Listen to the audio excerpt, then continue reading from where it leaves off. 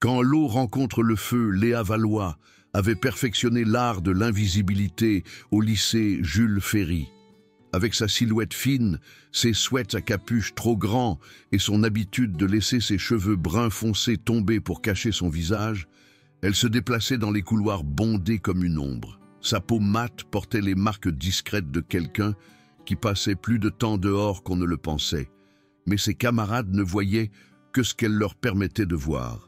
Une fille discrète qui préférait les livres aux gens et la solitude aux soirées. Ce qu'ils ignoraient, c'est que Léa s'entraînait aux arts martiaux mixtes depuis l'âge de 8 ans. Son père, un ancien marine, y avait insisté après leurs nombreux déménagements de base en base pendant son enfance. La discipline, le contrôle, la puissance brute qui coulait dans sa charpente compacte, rien de tout cela ne transparaissait lorsqu'elle courbait les épaules et évitait le contact visuel dans les couloirs du lycée. Le lycée Jules Ferry n'était qu'une autre étape dans ce qui ressemblait à une série interminable d'établissements scolaires. Situé dans la banlieue chic de Versailles, le bâtiment en pierre abritait près de 2000 élèves et Léa y était depuis 3 mois sans se faire un seul ami. Elle préférait ça, ou du moins c'est ce qu'elle se disait chaque matin en naviguant dans le labyrinthe des casiers et des salles de classe. Les ennuis ont commencé à la cantine un mardi d'octobre. Léa était assise seule à une table d'angle, travaillant sur ses devoirs de maths tout en grignotant un sandwich. La lumière d'automne traversait les hautes fenêtres, projetant de longues ombres sur le sol en linoléum où des groupes d'élèves se rassemblaient autour de leurs tables habituelles. « Regardez ce qu'on a là !» vint une voix dégoulinant de fausse douceur. Léa ne leva pas les yeux, mais elle sentit la présence de 3 silhouettes s'approcher de sa table. Elle reconnut la voix, Chloé Dubois, une grande blonde aux cheveux parfaitement coiffés et un sourire qui n'atteignait jamais ses yeux. Chloé avait le genre de confiance qui vient du fait de savoir qu'elle régnait sur cet écosystème social particulier. « Je te parle, fille fantôme », dit Chloé, sa voix plus forte maintenant. Quelques tables voisines s'étaient tues, sentant le changement d'atmosphère. Léa leva lentement la tête, croisant le regard de Chloé avec des yeux bruns déterminés. Derrière Chloé se tenaient ses 2 fidèles acolytes, Justine Lemaire, une rousse aux taches de rousseur et un sourire narquois permanent, et Manon Garcia, dont les yeux sombres portaient le calcul froid de quelqu'un qui appréciait l'inconfort des autres. « Puis-je vous aider ?» demanda Léa doucement, sa voix à peine audible au-dessus du bruit de la cantine. Chloé rit, le son aigu et moqueur. « M'aider, ma pauvre. Je ne pense pas qu'il y ait quoi que ce soit avec quoi tu puisses m'aider. Je me demandais juste si tu parlais vraiment ou si tu étais aussi morte à l'intérieur que tu en as l'air. » Les mots piquèrent, mais Léa avait entendu pire. Elle retourna à ses devoirs, espérant qu'elle se lasserait et passerait à autre chose. Au lieu de cela, Justine s'approcha. « Elle t'a posé une question, » dit Justine, se penchant au-dessus de la table. « Tu ne penses pas que c'est impoli d'ignorer quelqu'un quand il essaie d'être amical ? »« Ça va, merci, » murmura Léa, toujours sans lever les yeux. Manon tendit la main et referma le livre de Léa. « On te parle. La moindre des choses est de faire attention. » Pendant un instant, Léa sentit la montée d'adrénaline familière, la mémoire musculaire d'innombrables heures d'entraînement. Son corps voulait réagir, se défendre, riposter. Mais elle se força à prendre une lente inspiration, se souvenant des paroles de son père sur le choix judicieux des batailles. Ce n'étaient pas des ennemis sur un champ de bataille, c'étaient juste des adolescentes cruelles en quête de divertissement. « Je ne veux pas d'ennui, » dit Léa, ramassant ses livres. « Qui a parlé d'ennui ?» demanda Chloé, bloquant le passage de Léa alors qu'elle essayait de partir. « On veut juste faire plus ample connaissance. Tu es nouvelle ici, non? Tu viens d'où ?» Léa essaya de les contourner, mais Manon se déplaça pour lui couper la route. Les 3 filles formèrent un cercle lâche autour d'elle, et elle sentit l'attention des élèves voisins se concentrer sur la scène. « Fille de militaire !» dit soudain Justine, ses yeux s'illuminant d'une joie malicieuse. « Je parie que c'est ça. » Ça explique les vêtements bizarres et pourquoi tu ne parles à personne. Papa est soldat, alors tu n'es jamais resté assez longtemps nulle part pour apprendre à te faire des amis. » L'observation était désagréablement exacte, et Léa sentit sa mâchoire se serrer. Mais elle garda une voix neutre. « Excusez-moi, je dois aller en cours. » Cette fois, elles la laissèrent partir, mais leurs rires la suivirent alors qu'elle se précipitait vers la sortie. Elle pouvait entendre la voix de Chloé portée à travers la cantine. Pauvre petite fille de l'armée, toute seule au monde. Le schéma fut établi ce jour-là. Dans les semaines qui suivirent, les trois filles semblèrent avoir fait de Léa leur projet personnel. Elles apparaissaient à son casier entre les cours, faisant des commentaires bruyants sur ses vêtements ou son apparence. Elles s'asseyaient derrière elle dans les cours qu'elles partageaient, chuchotant juste assez fort pour qu'elle entende leurs observations cruelles. En cours de chimie, où Léa appréciait réellement la précision logique des équations et des réactions, elle faisait accidentellement tomber ses affaires ou volait ses notes de laboratoire. Madame Martin, la professeure de chimie, était pleine de bonnes intentions mais débordée avec une classe de 30 élèves et ne semblait jamais remarquer le harcèlement subtil.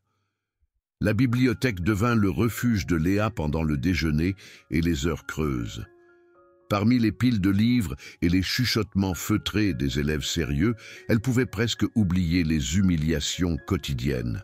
C'est là qu'elle remarqua pour la première fois Théo Moreau, un garçon discret aux yeux doux qui s'asseyait toujours à la même table dans la section des biographies. Théo était grand et dégingandé, avec des cheveux bruns qui lui tombaient constamment dans les yeux et un sourire timide qu'il partageait avec les bibliothécaires lorsqu'il empruntait des livres.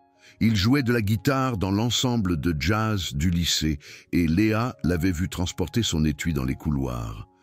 Il y avait quelque chose de doux chez lui qui l'attirait, un calme qui correspondait au sien. Un après-midi de novembre, elle trouva le courage de s'approcher de sa table. « Ça te dérange si je m'assois ici ?» demanda-t-elle, montrant la chaise vide en face de lui. Théo leva les yeux de son livre, une biographie de Miles Davis, et acquiesça. « Bien sûr, je suis Théo, Léa. » Ils ne parlèrent pas beaucoup ce premier jour, mais le silence confortable qu'ils partagèrent ressemblait à une petite victoire. Au cours des semaines suivantes, ils commencèrent à échanger des conversations tranquilles sur les livres et la musique. Théo avait un sens de l'humour pince sans rire qui prenait Léa au dépourvu, la faisant sourire malgré elle. « Tu sais, dit-il un jour, refermant son livre et la regardant pensivement, « j'ai vu ces filles t'embêter, Chloé et sa bande. » Les joues de Léa rougirent. Elle avait espéré que son humiliation ne soit pas aussi visible pour le reste du lycée. « Ce n'est pas grave. »« Si, quand même, » dit Théo doucement. « Elles font ça parce qu'elles pensent que tu ne te défendras pas. »« Je ne veux pas me battre, » dit Léa, et c'était en grande partie vrai. Se battre signifiait risquer tout ce que son père lui avait appris sur le contrôle et la discipline.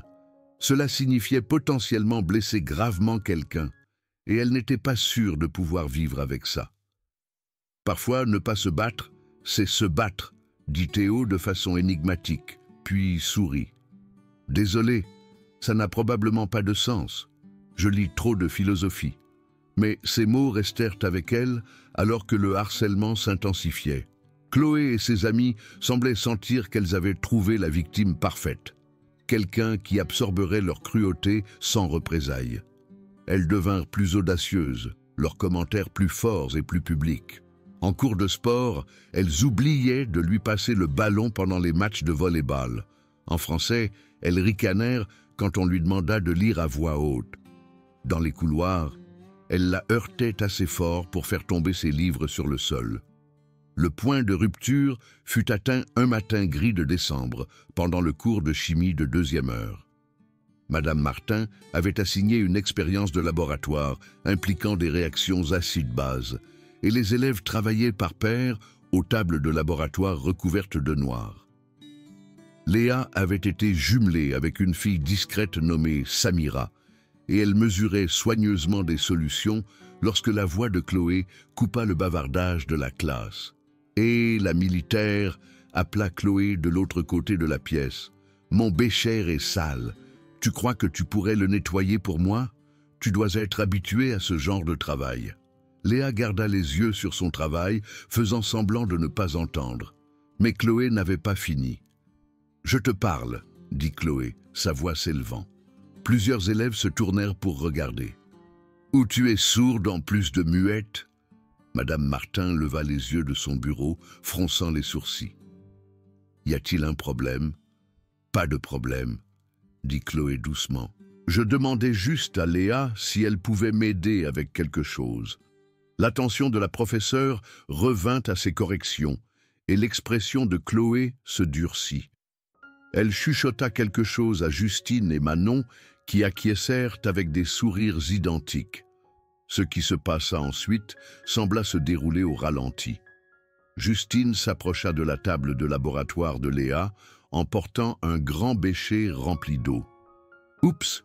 dit-elle, ne semblant pas du tout désolée alors qu'elle trébuchait et envoyait le contenu éclaboussé directement sur Léa. L'eau froide trempa le pull et le jean de Léa, la laissant dégoulinante et stupéfaite. Des halètements résonnèrent dans la classe, suivis de rires étouffés du coin de Chloé. « Oh mon Dieu, je suis tellement désolée !» dit Justine à voix haute, sa voix portant une insincérité évidente. « Que je suis maladroite !» Léa resta figée, l'eau dégoulinant de ses cheveux et de ses vêtements, son visage brûlant d'humiliation. Toute la classe la regardait maintenant, certains avec sympathie, d'autres avec amusement. Madame Martin se précipita avec des serviettes en papier, s'agitant et s'excusant comme si c'était un véritable accident.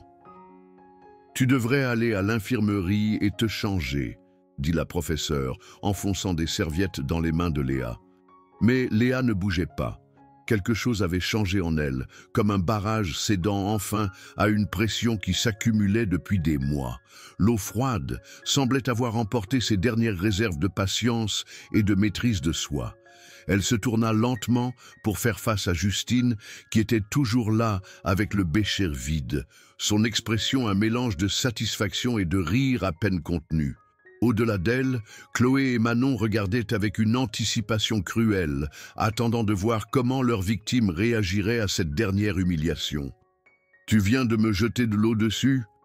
demanda Léa doucement, sa voix portant un nouveau tranchant que plusieurs élèves remarquèrent. Le sourire narquois de Justine vacilla légèrement. « C'était un accident, je me suis déjà excusée. »« Non !» dit Léa, faisant un pas en avant. L'eau clapota dans ses baskets. Ce n'en était pas un. La classe était devenue complètement silencieuse. Même Madame Martin cessa de s'agiter avec les serviettes en papier, sentant le changement d'atmosphère. Toute la posture de Léa s'était transformée. Là où, quelques instants auparavant, elle avait été courbée et sur la défensive, maintenant elle se tenait droite, les épaules en arrière, le menton levé. Ses cheveux mouillés étaient plaqués en arrière, révélant toute l'intensité de ses yeux sombres. « Vous trouvez ça drôle ?» demanda Léa, sa voix toujours calme, mais portant clairement à travers la pièce. « Je pense que tu dois te calmer, » dit Chloé, s'avançant pour soutenir son amie. Mais il y avait quelque chose d'incertain dans sa voix maintenant, comme si elle voyait Léa clairement pour la première fois. « Je suis calme, » dit Léa, et c'était vrai. La rage qui s'était accumulée en elle pendant des mois s'était cristallisée en quelque chose de froid et de concentré. Je suis probablement la plus calme que j'ai été depuis longtemps. Elle se déplaça vers Justine avec une grâce fluide et prédatrice qui fit reculer involontairement plusieurs élèves. Justine leva les mains en signe de défense, le bécher vide glissant de ses doigts pour se briser sur le sol. « Oh là, la folle !» dit Manon, essayant d'injecter de la moquerie dans sa voix. « Ce n'est que de l'eau. Détends-toi. » La tête de Léa se tourna vers Manon avec une précision mécanique. « Juste de l'eau ?» La question resta en suspens comme un défi. Autour d'eux, les élèves sortaient leur téléphone, sentant que quelque chose d'important allait se produire. « Léa ?» dit Madame Martin nerveusement. « Peut-être devrions-nous tous simplement nous calmer et... J'en ai marre d'être calme, interrompit Léa, ne quittant jamais les trois filles des yeux. J'en ai marre de m'en aller. J'en ai marre de faire semblant que tout va bien. Chloé se plaça entre Justine et Léa, sa confiance habituelle vacillant, mais pas tout à fait brisée. Écoute, la militaire, si tu ne peux pas prendre une blague, elle ne termina jamais sa phrase. La main droite de Léa jaillit dans un coup rapide, comme l'éclair qui attrapa Chloé en plein plexus solaire. La plus grande se plia en deux, haletant, alors que Léa adoptait une position de combat parfaite qui parlait d'années d'entraînement et de discipline. La classe éclata en cris et en hurlements. Manon se jeta en avant, essayant d'attraper Léa par derrière, mais se retrouva prise dans une clé de bras qui l'envoya s'étaler sur le sol. Justine recula contre une table de laboratoire, ses yeux grands ouverts de peur soudaine. « Vous voulez voir à quoi ressemble l'entraînement militaire ?» demanda Léa, sa voix portant au-dessus du chaos. « Voilà à quoi ça ressemble. » Chloé se redressa, son visage rouge de douleur et de fureur. Espèce de folle furieuse. La jambe de Léa balaya les pieds de Chloé avant qu'elle ne puisse terminer l'insulte. La blonde heurta le sol violemment, ses cheveux soigneusement coiffés tombant sur son visage alors qu'elle luttait pour se relever. « Reste à terre », conseilla Léa, se tenant au-dessus d'elle avec un équilibre et un contrôle parfait. Autour d'elle, les élèves se pressaient contre les murs, donnant à la bagarre un large espace. Certains enregistraient avec leur téléphone, mais la plupart se contentaient de regarder avec choc la transformation de la fille discrète qu'ils avaient à peine remarquée. Manon essaya de se relever et Léa l'aida avec un mouvement de hanche parfaitement exécuté qui l'envoya dégringoler dans une pile de boîtes en carton vide. Le bruit de son impact résonna dans la pièce. Madame Martin hurlait après la sécurité, mais Léa l'entendait à peine. Pour la première fois depuis des mois, elle se sentait complètement en contrôle. Chaque mouvement était précis, chaque technique parfaitement exécutée. C'était ce pourquoi son entraînement l'avait préparée. Pas des brutes dans un laboratoire de chimie du lycée, mais le principe était le même. Tiens bon, protège-toi, ne laisse jamais personne te faire te sentir petite. Justine essaya de se glisser vers la porte, mais Léa l'intercepta en deux pas rapides. « Où vas-tu » demanda-t-elle d'un ton de conversation. « Je ne veux pas d'ennui » balbutia Justine, reprenant les mots que Léa avait utilisés tant de fois. « Trop tard pour ça » dit Léa. Elle attrapa le poignet de Justine et le tordit en une clé de contrôle qui mit la fille à genoux. « Tu aurais dû y penser avant de décider de m'humilier ?» Chloé se relevait, son visage un masque de rage et d'incrédulité. « Tu crois que tu es fort? Tu crois que ça change quelque chose? Je sais que oui, » répondit Léa calmement. Elle relâcha Justine, qui s'éloigna en rampant vers la porte. Chloé chargea en avant avec toute la grâce d'un rhinocéros en colère, ses mains tendues pour attraper les cheveux de Léa. Léa se décala facilement, attrapa le poignet de Chloé et utilisa l'élan de la jeune fille pour l'envoyer s'écraser contre une table de laboratoire. Les bêchers et les tubes à essai volèrent, créant une symphonie de verre brisé. La porte s'ouvrit en grand et deux agents de sécurité se précipitèrent à l'intérieur, suivis par le proviseur M. Durand et ce qui ressemblait à la moitié du personnel administratif du lycée. Mais à ce moment-là, la bagarre était pratiquement terminée. Chloé était assise parmi les débris de la table de laboratoire, des larmes de fureur coulant sur son visage. Manon essayait toujours de se démêler des boîtes en carton. Justine s'était appuyée contre le mur du fond, berçant son poignet. Et au centre de tout cela se tenait Léa, toujours dégoulinante, mais ne ressemblant plus à une victime. Sa respiration était régulière, sa posture équilibrée et prête. Lorsqu'elle regarda autour de la pièce, les élèves croisèrent son regard avec quelque chose qu'ils ne lui avaient jamais montré auparavant. Le respect. « Mademoiselle Valois ?» dit le proviseur Durand prudemment. « Je pense que vous devez venir avec moi. » Léa acquiesça et se dirigea vers la porte la tête haute, en passant devant Théo Moreau, qui était apparu d'une manière ou d'une autre dans l'embrasure de la porte avec une foule d'autres élèves. elle le vit approuver. C'était, dit-il doucement, juste assez fort pour qu'elle l'entende, la plus belle chose que j'ai jamais vue. Les heures suivantes furent un flou de réunions avec des administrateurs, d'appels téléphoniques à son père et de paperasses qui semblaient conçues pour lui faire regretter ses actions. Mais Léa ne ressentit aucun regret, seulement un sentiment de légèreté qu'elle n'avait pas ressenti depuis des mois. Son père arriva au lycée cet après-midi-là, portant encore son treillis militaire de la base, où il travaillait comme instructeur d'entraînement. Le colonel Marc Valois était un homme compact et sérieux, qui parlait d'un ton mesuré et commandait le respect sans élever la voix. « Dis-moi ce qui s'est passé », dit-il une fois qu'ils furent seuls dans le bureau du proviseur Durand. Léa lui raconta tout, les mois de harcèlement, la cruauté croissante, l'incident de l'eau qui l'avait finalement poussé à bout. Son père écouta sans interruption, son expression ne laissant rien transparaître. Quand elle eut fini, il resta silencieux pendant un long moment. Puis il se tourna vers le proviseur Durand, qui s'était agité inconfortablement sur sa chaise tout au long du récit. « Alors, vous me dites que ma fille a enduré des mois de harcèlement systématique et que le lycée n'a rien fait pour la protéger ?»« Eh bien, monsieur Valois, commença le proviseur, ces situations sont souvent plus complexes qu'elles n'y paraissent. »« Il n'y a rien de complexe là-dedans, » interrompit le colonel Valois. « 3 élèves ont pris ma fille pour cible pendant des mois. Votre personnel n'est pas intervenu. Quand elle s'est finalement défendue, vous voulez la punir pour cela. » La réunion se termina par une suspension de 3 jours pour Léa et des punitions similaires pour Chloé, Justine et Manon. Mais en sortant du lycée cet après-midi-là, Léa ne pouvait pas se résoudre à considérer cela comme une défaite. Quand elle revint au lycée Jules Ferry, la semaine suivante, tout avait changé. Les élèves qui n'avaient jamais reconnu son existence auparavant acquiescèrent respectueusement dans les couloirs. L'histoire de la bagarre du laboratoire de chimie s'était répandue dans tout le lycée comme une traînée de poudre, grandissant au fur et à mesure qu'on la racontait jusqu'à devenir une légende.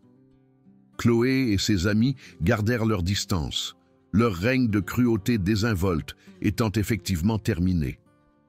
Lorsqu'elles croisèrent le chemin de Léa, il n'y eut plus de moquerie ni de supériorité narquoise. Au contraire, elles semblaient faire tout leur possible pour éviter son attention. Mais le changement le plus important se produisit en Léa elle-même. Elle ne courbait plus les épaules, ni ne se cachait derrière ses cheveux. Elle établissait un contact visuel lorsque les gens lui parlaient. Elle levait la main en classe quand elle connaissait la réponse.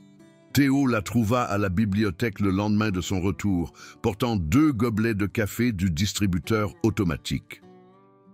« J'ai pensé que tu pourrais en avoir besoin, » dit-il, en posant un devant elle. « Merci, » dit-elle, acceptant le geste avec gratitude. Ils restèrent assis en silence pendant un moment, lisant leurs livres respectifs. Finalement, Théo leva les yeux et sourit. « Tu sais, je réfléchissais à ce qui s'est passé, » dit-il. « Ah bon? Je pense que parfois, se battre est le seul moyen d'arrêter de se battre. » Léa réfléchit à cela. « Mon père m'a toujours appris que la violence devait être un dernier recours. Mais il m'a aussi appris que chacun a le droit de se défendre. Tu le regrettes ?» La question resta en suspens entre eux pendant un instant. Léa pensa aux mois d'humiliation, à l'anxiété constante, à la façon dont elle s'était laissée devenir invisible. Puis, elle pensa à marcher dans les couloirs la tête haute, au respect qu'elle voyait dans les yeux des gens, à la satisfaction de se défendre. « Non, » dit-elle finalement, « je ne le regrette pas du tout. » Quelques semaines plus tard, alors que les vacances d'hiver approchaient, Léa fut surprise de trouver Chloé qui l'attendait près de son casier après les cours. La blonde avait l'air différente d'une certaine manière, plus petite, moins sûre d'elle. « Je peux te parler ?» demanda Chloé doucement. Léa étudia son ancienne bourreau avec des yeux prudents. « À propos de quoi ?»« Je voulais m'excuser, » dit Chloé, les mots sortant à toute vitesse. « Pour tout, pour la façon dont on t'a traité. C'était mal. » Les excuses restèrent en suspens entre elles. Léa aurait pu être cruelle, aurait pu les lui renvoyer à la figure avec intérêt. Au lieu de cela, elle acquiesça. « Excuse acceptée, dit-elle simplement. Je ne m'attends pas à ce qu'on devienne amis ou quoi que ce soit, continua Chloé. Je voulais que tu saches que je sais que c'était mal. » Après que Chloé se soit éloignée, Léa resta devant son casier pendant un moment, réfléchissant à tout ce qui avait changé. Elle pensa à la fille qui avait commencé l'année scolaire invisible et effrayée, et elle la reconnaissait à peine. Elle avait appris que parfois, la plus grande force ne venait pas d'éviter les conflits, mais de se lever quand c'était important. Elle avait appris que le respect devait être gagné, parfois par des actions plutôt que par des mots. Plus important encore, elle avait appris qu'elle n'avait pas à choisir entre être forte et être bonne. En sortant du lycée Jules Ferry cet après-midi-là, avec Théo Moreau à ses côtés et la tête haute, Léa Valois savait qu'elle ne serait plus jamais invisible. Et c'était exactement ce qu'elle voulait.